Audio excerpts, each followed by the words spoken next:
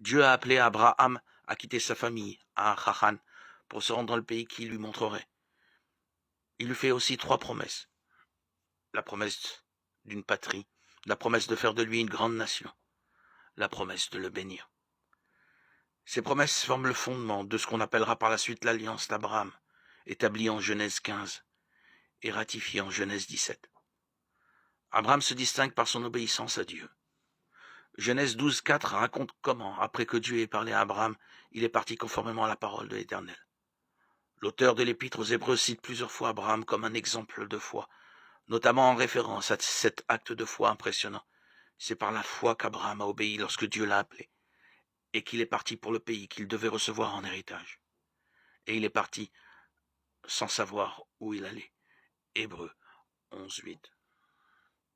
Combien d'entre nous serions prêts à laisser derrière nous tout ce qui nous est familier et à partir sans connaître la destination?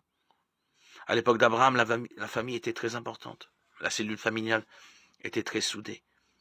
Et il était inhabituel pour des membres de la même famille de vivre à des centaines de kilomètres les uns des autres.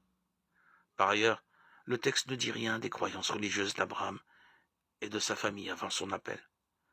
Les habitants d'Our et de Haran adoraient les divinités du panthéon babylonien, notamment Sin, le dieu de la lune. Dieu a donc appelé Abraham à sortir d'une culture païenne.